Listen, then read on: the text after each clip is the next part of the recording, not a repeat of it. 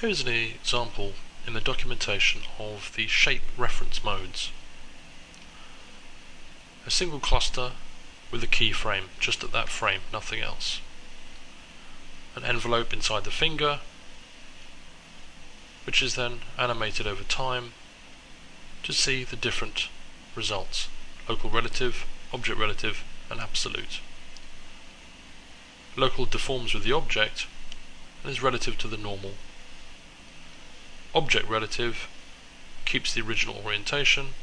Absolute, why the name is absolute in space. An example of this is here. The majority of the times you will want local relative. Now this is because here inside the construction history we can see the different types, where the envelope operator is in fact before the cluster shape combiner. Now it's important to understand that how the evaluation is being done. If we were to start with, say, absolute and move the envelope operator above the cluster shape combiner, you notice we get an identical result to local relative. If we would do it to both object and local, we now have the same results. So the envelope operator being above the cluster shape combiner will give us the desired results. This is normally with shape animation as well as deformation animation. Deformation is going to be twist, but the majority of the times it's going to be your envelope. Now the cluster shape combiner will always live in shape modeling, and pretty much all the time you will want your envelope operator to live in animation.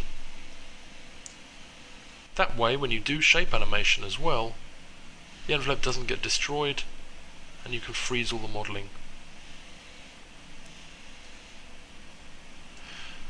So working with the envelope operator in animation and understanding that always the cluster shape combiner is going in shape modeling, that your envelope operator is above the cluster shape combiner in the stack, and therefore these modes are mostly academic.